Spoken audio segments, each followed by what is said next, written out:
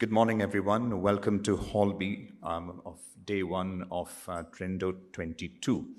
So for the first session today, we have a very interesting session. We have a clinical case seminar. This is clinical case seminar 1 for Hall B.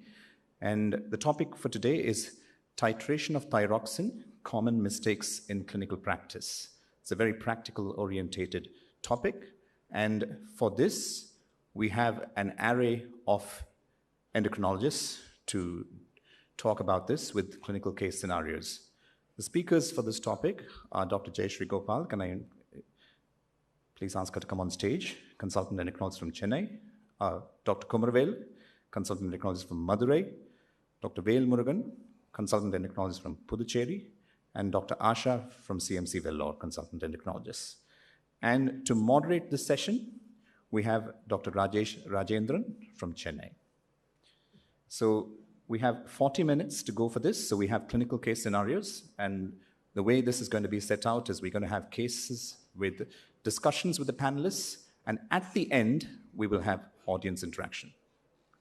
Rajesh, the floor is yours.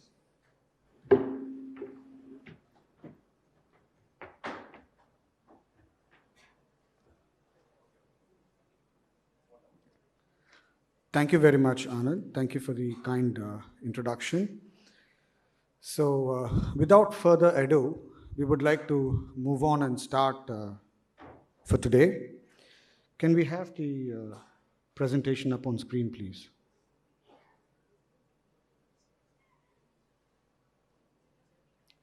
I'd like to thank the panelists for being here.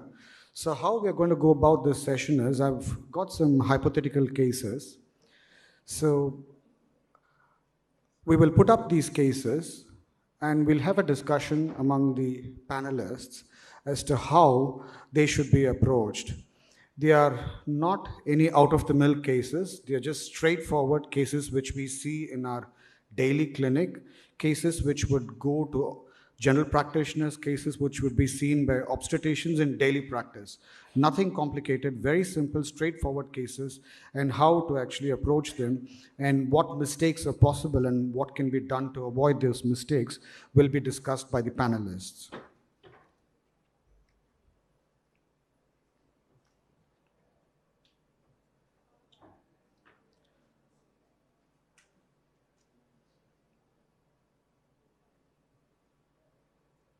I've still not got it on screen here.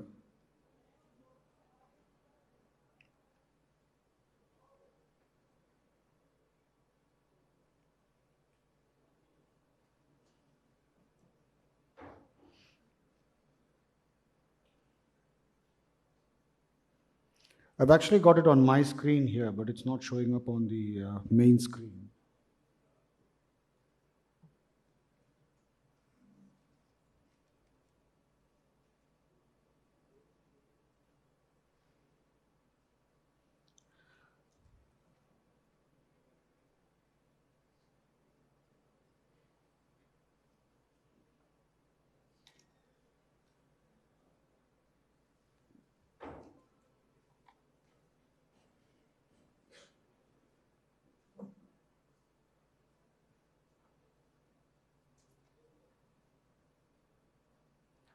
I think while they're trying to get it up, I will just read out the first case. So it's a 19-year-old girl who's got no previous thyroid disease. She has already been seen outside, or she's actually self-tested herself. She's got no symptoms, but somehow these days everybody get tests without symptoms. And she's got a TSH of 13 and a normal T3 and T4. No past medical history, and she weighs around 50 kgs. And now she's actually been sent for further evaluation and treatment. So I'm going to ask the panel, so what should be done for this patient? A very straightforward, 19 years old, no past medical history, no symptoms. She's got a TSH of 13 with normal T3 and T4. Can we start with Dr. Jayashree, madam, please? Thank you. Good morning. Thanks, Rajesh. I think a fairly common thing. the things that I look at are why were the thyroid tests done? Was it done for case finding? Were there any particular symptoms? Particularly for young girls, it's things like hair fall, tiredness, body pain, joint pain, irregular periods. Or was it done as part of a fishing expedition, you know, like a master health checkup type thing where all the tests are done? So that's one of the first things. When I decide to treat, the things I look at are again this: is there any evidence of any symptoms suggestive of thyroid underactivity? And on a physical exam, I'd be interested in looking at things like what is the blood pressure, is there any goiter on exam, is there a thyroid nodule, what is the family history, do I need to measure thyroid antibody levels, is there, if she is obese or there is a PCOS type phenotype, what is the lipid profile? So these are all the things I look at before deciding if I want to initiate treatment. And I just want to finish by saying, if it's the only time she's had a thyroid check, absolutely no symptoms, no significant family history, no goiter on exam, sometimes I may just choose to wait and repeat the blood test in about 2-3 months' time, if there is no pressing need to start therapy at present. Okay. Dr. Asha, madam, any other views? Yeah, I This agree. patient had the blood tests as a part of her routine checkup. She thinks she may have had similar results before as well. Okay. So if this is a repeat test and it's still found to be TSH more than 10, that is 13, in the absence of symptoms, she's an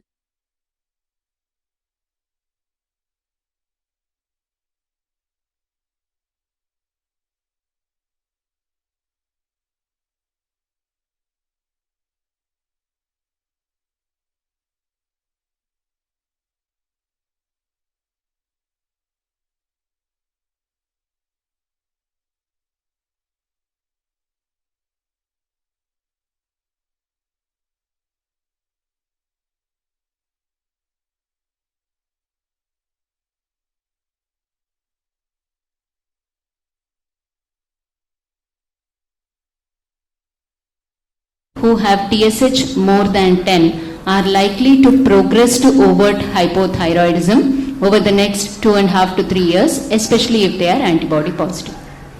Yes. Anything else to add on, sir? Yes, sir. I agree with ma'am. Like, because the TSH is more than 13 in this case, if it is confirmed by a repeat test, the threshold of starting treatment is little on the higher side because of the chance of progressing that into an overt hypothyroid. So, if the test is repeated again and it's more than 10, it's better to start treatment, especially in a young woman of 19 years old.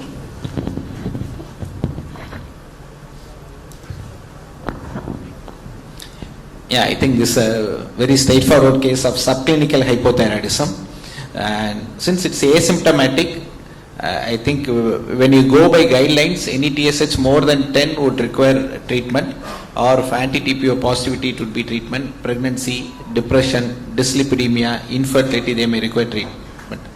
In this patient, if it's repeatedly there, I think anti-TPO antibody would be the only thing which would really decide whether we need treatment or not. If suppose we feel this TSH is normal, other comorbid is not there, no other clinical symptoms, if TPO antibody is positive, probably we might treat. Otherwise, it's a straightforward case of subclinical hypothyroidism. But the only thing which I would like to insist is whenever we are planning to start treatment for any patient with thyroxine, try to diagnose, write your clinical diagnosis and then decide on treatment. Yes. Thank you very much. I think that was a very useful discussion, and there was a very important point that was highlighted by Dr. Ashan madam. We have to ask patients about their marriage and their future plans, because that is again a very important determinant factor in young women. So let's go to the next case. Another interesting case, I would say, which we see routinely. A 39-year-old female, and her concern is thyroxine is not working properly or correctly. She's been taking thyroid hormone replacement for several years with fluctuating levels. Her TSH a year ago was 12 and she had a normal FT4, and 3 months ago it was around 0.23, And now when she's come to our clinic, it is around 7.9. And this TSH has been above and below goal for the last few years.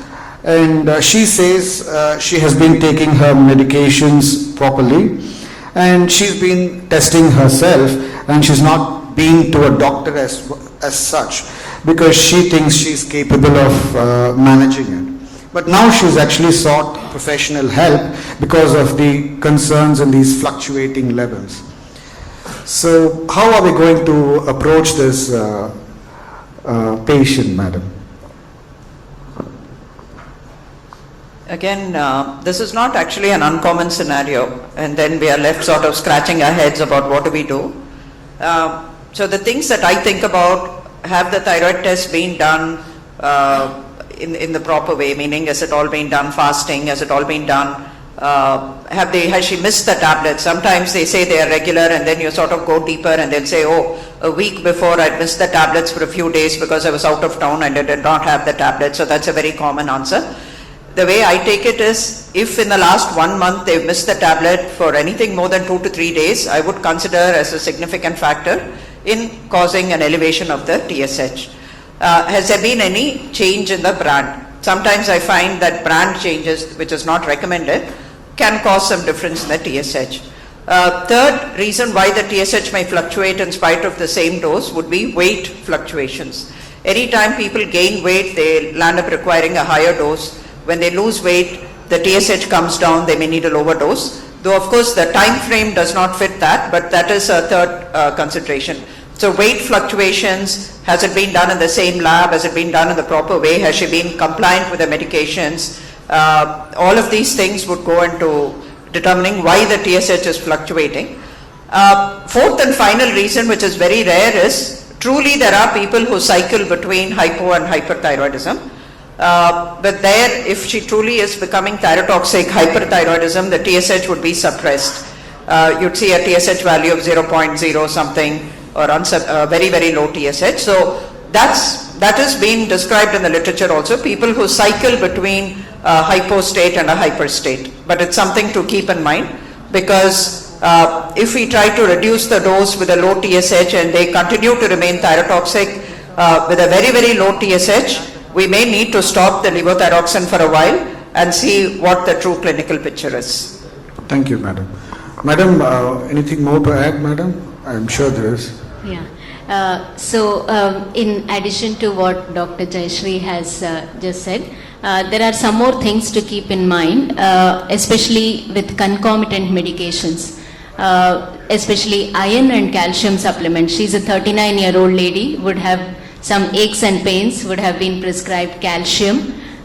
Many people at this age with hectic lifestyles may have some GI upset, taking pantoprazole or other PPIs. So acid is required for absorption of thyroxine. So any acid suppressants, iron or calcium supplements which are taken within 6 hours of taking thyroxine, all these commonly affect the absorption of thyroxine. In addition, there are various other drugs which can affect thyroxine absorption, the anti-epileptics and the other groups of drugs. The other thing to keep in mind is GI disturbances per se, inflammatory bowel disease, H. pylori, gastritis. These can also affect the absorption of thyroxine. Patients following bariatric surgery, both due to the weight loss as well as due to the malabsorptive procedures created by bariatric surgery, can have elevations in TSH or a suppressed TSH,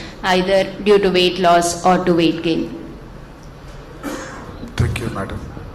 Anything more to add, sir? Just add to what Mama said, just to summarize, like any patient who comes for follow-up for hypothyroid, there are 2 questions definitely we should ask. One is whether the patient taking drug regularly, so that can be asked by the patient, and you can even confirm with the thyroxine tablet, because it comes in 100 numbers, so amount of tablet that is left so gives you a fair indication whether patient takes drug regularly or not. Second is the spacing. Spacing with food is another important factor which patient usually misses. If usually you take thyroxine, like around 70 to 80% get absorbed, like the viability is somewhere around 70 to 80%.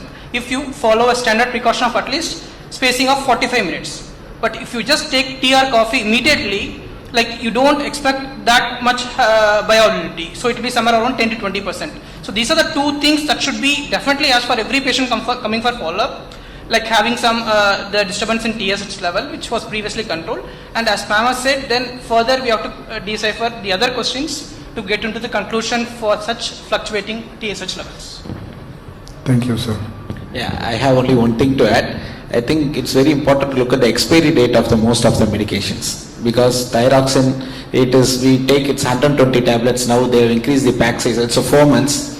So when people buy, they check the expiry date. Maybe for 3 months they might miss it. That is one. And common thing, when we keep on changing the dose from 75, 50, 100, most of the patients come to us with 3 tablets of varying strength. They say, doctor, I have 75, I have 50, I have 100. What should I take? So when you have 3 tablets, naturally you lose when is the manufacturing date and expiry date. So that is one common reason what we see, apart from whatever has been highlighted with other panelists. I think checking the expiry date is also very important in all those patients. I think that's a very important point, sir, because they come in bottles and patients don't want to waste medications. That mentality is always there. So sometimes they inadvertently, they would have checked the expiry date probably when they bought the medicine, but thereafter they won't. And when we change the dose, sometimes if they have the old stock left, and if that is the dose that has been prescribed, they will take that, and at that point they may not check the expiry date. That's an extremely actually valuable point. And the other point which Madam mentioned was patients may actually change the brand, and that can lead to different bioavailability. And that is quite common, at least I am seeing it quite commonly. And that also happens with these online retailers, because they tend to upload their prescription, and when they don't have the same brand, they issue a different brand which is actually available to them. And once the patient has received it, there is always less intention to send it back, and they continue with that. So I think all these can actually, apart from everything else we discussed, affect these TSH levels. I think this case was just put up to show the practical problems which we can talk to the patient and find out. Because all these, what was discussed, all we need to do is talk to the patient, and we will get the answers from the patient. And that's what is actually important, what I wanted to highlight in this case. So just putting up whatever was discussed in this slide. So this is again another straightforward patient which we see or we get referred to from the gynecologists, and in most instances they manage it themselves. A 27-year-old female, she's a preemie, 8 weeks, no symptoms, no family history. She's got a TSH of 4.5, and she's been seen by the gynecologist, and she's been referred for further evaluation and treatment. So Asha madam, how do we start with this? So this is a 27-year-old preemie. So she has not had any previous pregnancy losses. That is the point to note here.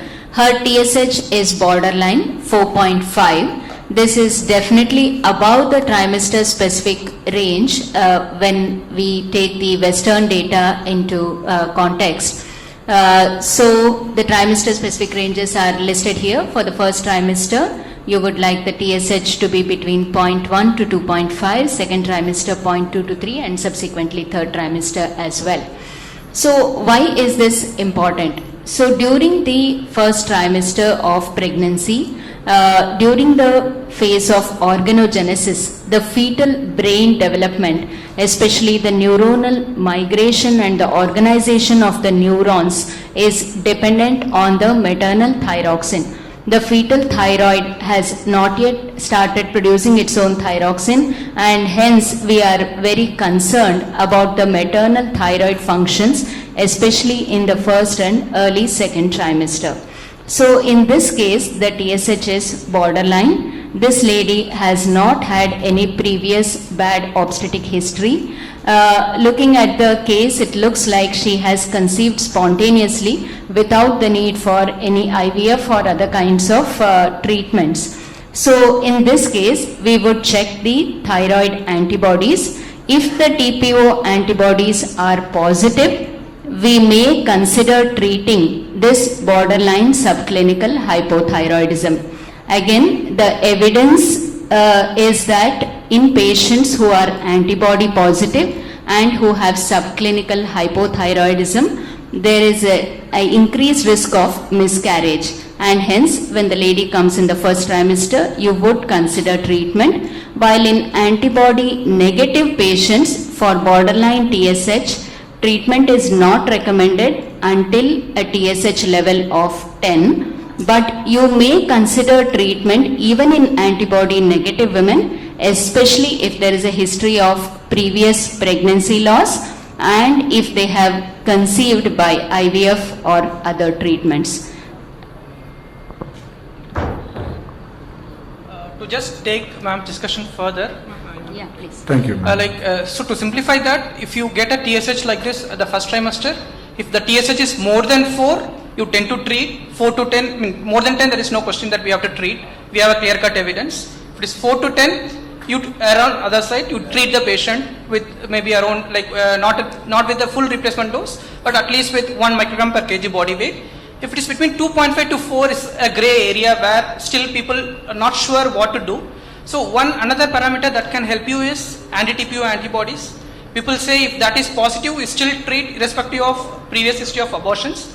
If that antibody is positive and history of abortion is there, if the TSH is between 2.5 to 4, you treat with around 50 mics per day. Okay. If it is antibody positive, if there is no history of recurrent abortion, there is 2 school of thought, either you treat or don't treat. Okay, so that is a gray area. So to just simplify, more than 4 you can treat. 2.5 to 4 with antibody positive, definitely you treat with whatever the evidence which is existing.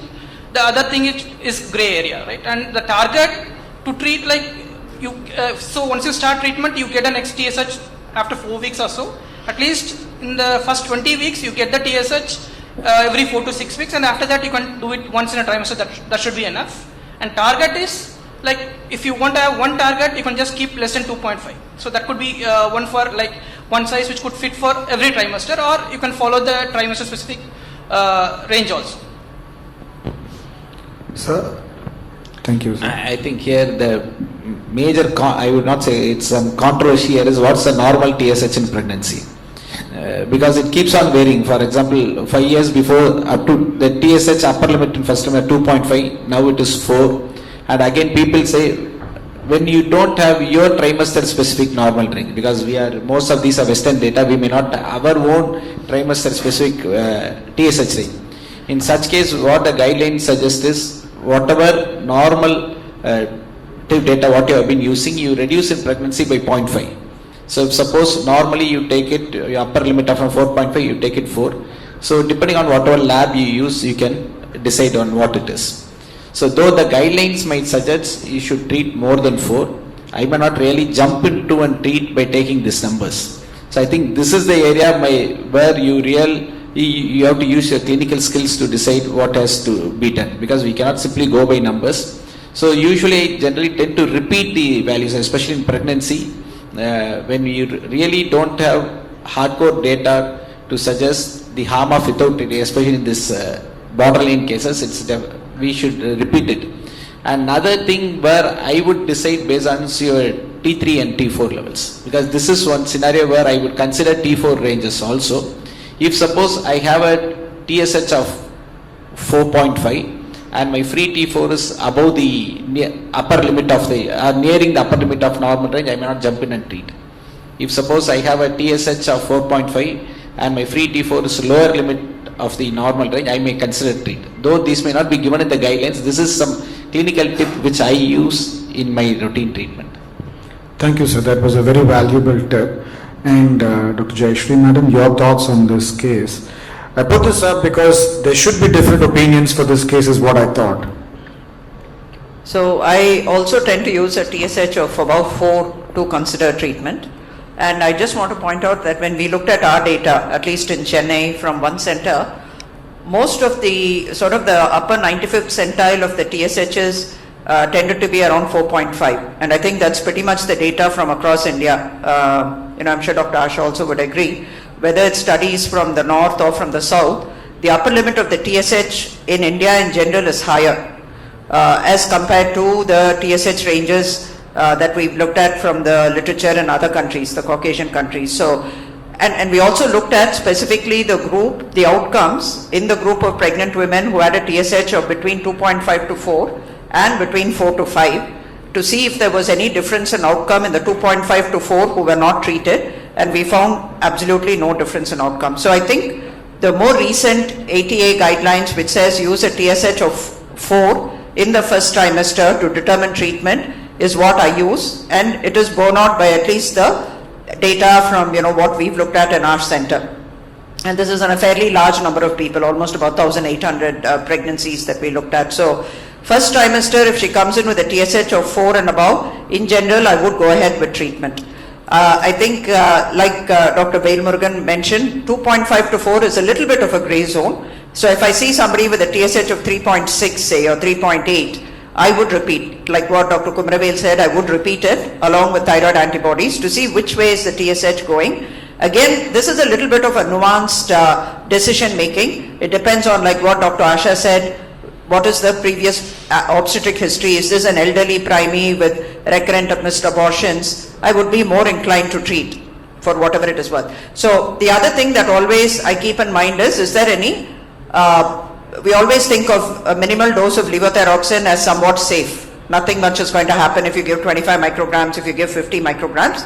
To some extent that is true. If at all we are considering treatment for values that are borderline like this, say 4, 4.2, make sure we don't overtreat.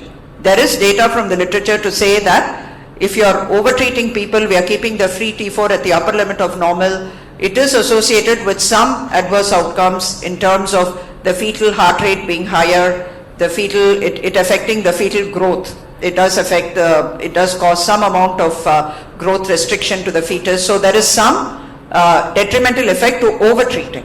So when we have the gray zone, try to keep the free T4 within the middle of the normal range, whatever it is you're going to treat, try not to overtreat as much as possible. But in general, I use a TSH of 4 to determine whether I'm going to start treatment or not. Yes. Thank you very much. I think that was an important highlight from this discussion. We are still reliant on Western data, despite having one of the largest number of pregnancies in the world. I think the premier institutes should actually guide us by giving us local data and local, again I would say, data pertaining to each population. India is such a diverse country, so we need data for each state as to what would be the correct trimester ranges, because this is a very, very important and often I think debatable topic.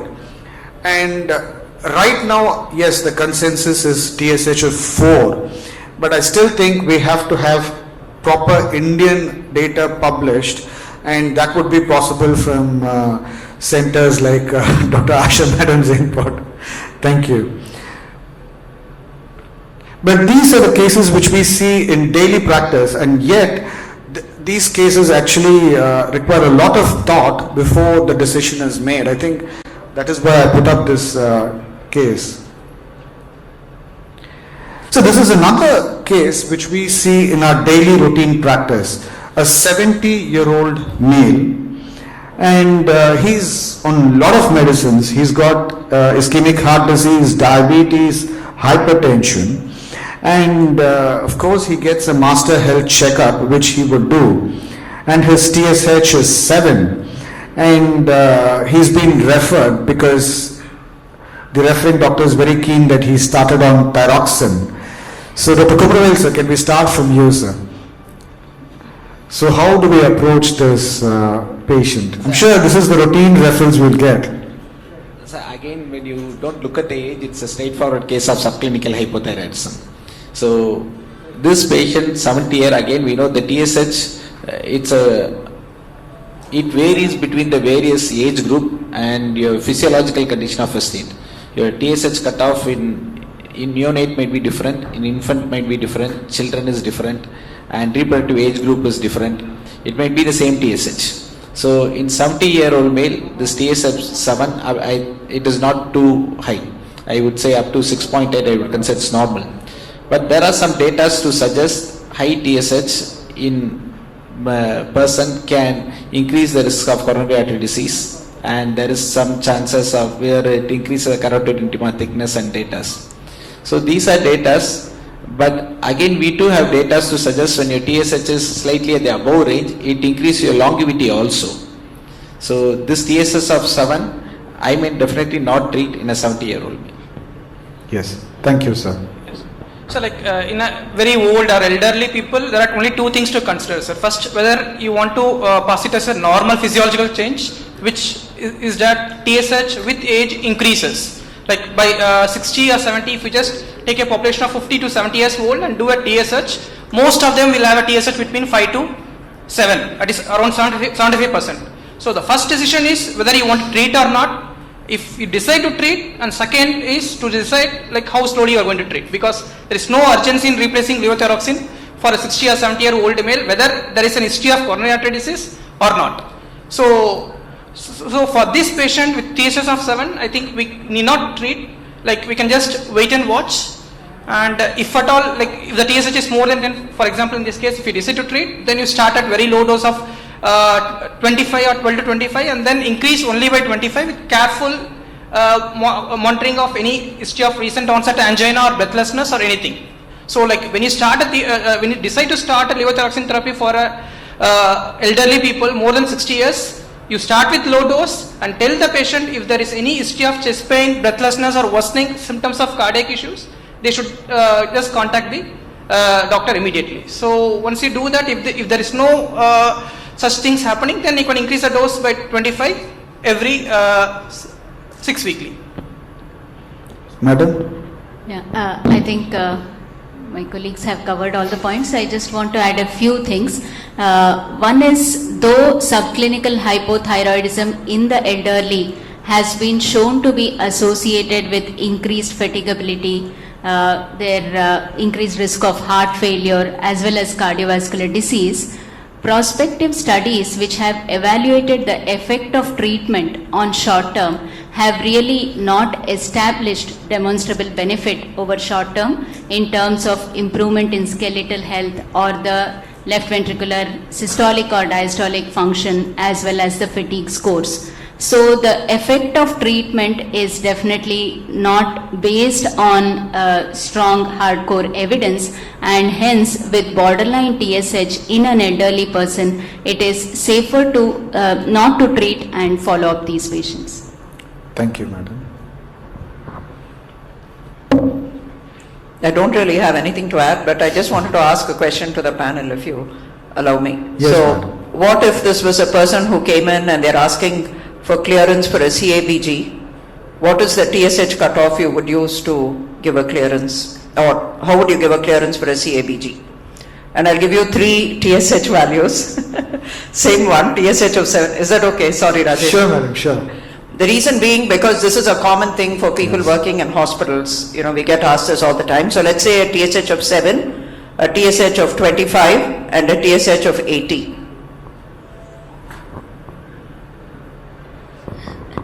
Okay, for a TSH of 7 with normal T4, I would give clearance, no problem with it. TSH of 25, if the T4 levels are normal and if the patient is asymptomatic, I would consider giving clearance, but not definitely for a TSH of 80. I would check whether the patient was previously on thyroxine, which most often is the case. They would have stopped medications for a while, and that is often the reason for this problem, or it would be a newly diagnosed hypothyroidism. In that case, definitely for an 80 TSH I would treat. 25 I would recheck the T4 and the TSH and take it up from there, and the TSH again comes as 25, T4 is borderline low. I would consider starting low dose treatment before giving clearance.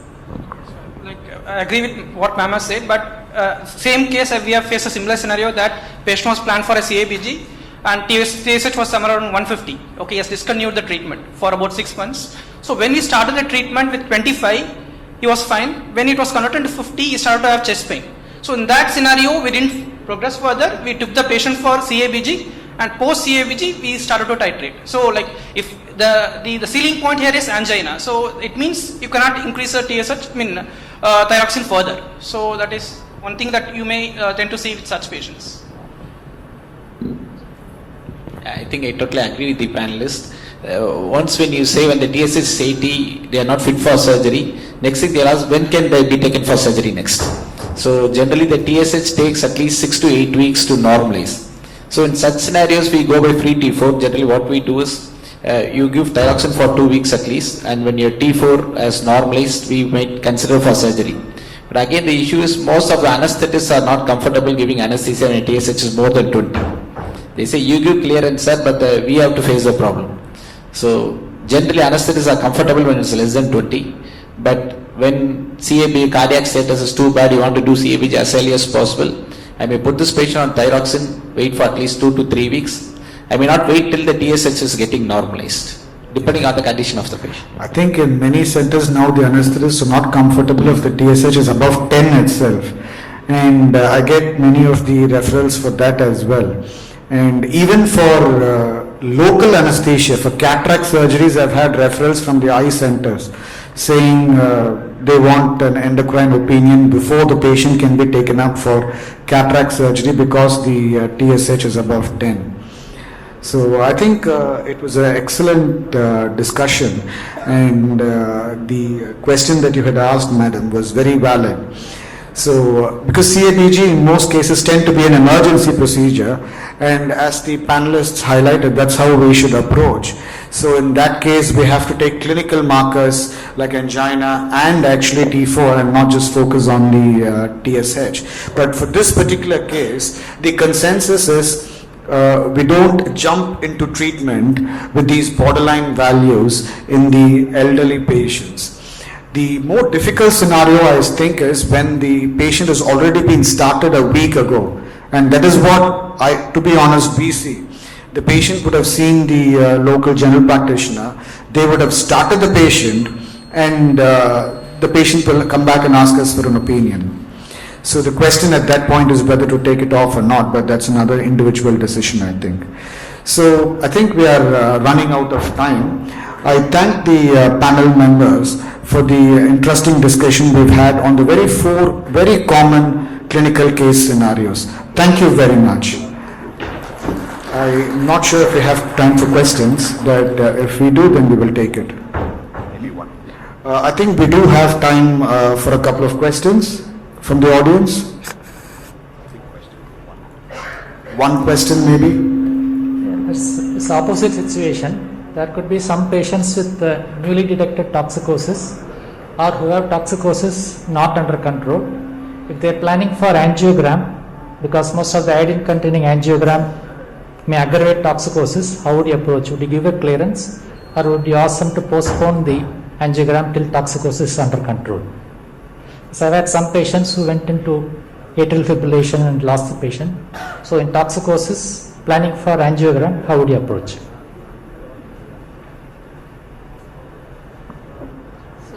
In a patient with atrial fibrillation with thyrotoxicosis, we know that thyrotoxicosis itself would have precipitated the atrial fibrillation.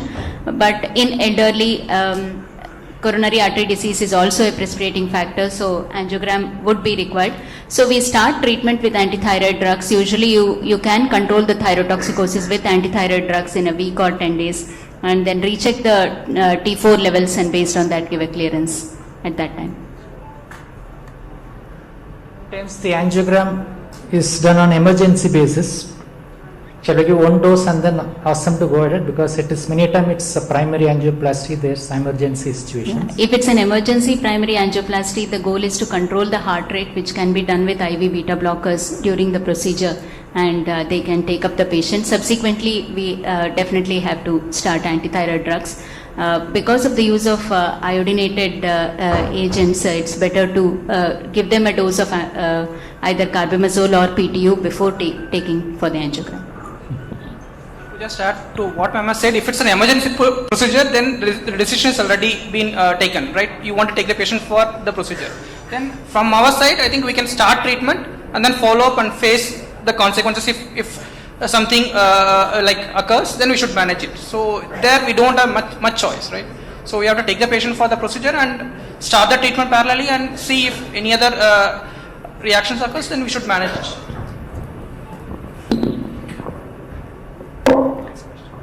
Last question, thank you. Yes, thank you everyone for the nice discussion.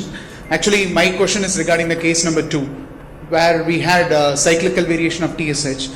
There are some reports saying that exposure of the levothyroxine tablets to the sunlight, humidity has an impact over its effectiveness. How far you see that, whether some preparations are being sold in the amber colored bottle and all. Do we have to prefer such kind of preparations, or is that okay to give in a PET bottle kind of things? I think that's a very important point, and we did not address that, but very definitely the tablets are very sensitive to heat and light. There is some loss of potency, probably maybe about 20-30% loss of potency if it is exposed to heat and light. Where I find that being a challenge is particularly among women who keep the thyroid tablets next to the gas in the kitchen or above the fridge or TV, common places where it's very hot. So I just ask them that question usually. It is something we need to consider and see whether, like Dr. Rajesh mentioned, the expiry date. If it's sort of closer to the expiry date and they've been keeping it in a place like that, very definitely that is a factor in the consideration. And that's why we were mentioning brands also. We need to go for reliable brands. We've all faced problems where switching from one brand to another, maybe a lesser known brand, has caused problems with fluctuations in thyroid levels, maybe related to the mode of production. Thank you. I think with that we can conclude this session. Thank you very much to all the panelists. Thank you. Thank you very much for the fantastic session. May I request Dr. Talabadi to come on to stage to felicitate our speaker and our panelists and moderator. Dr. Talabadi, can you come on stage to felicitate them?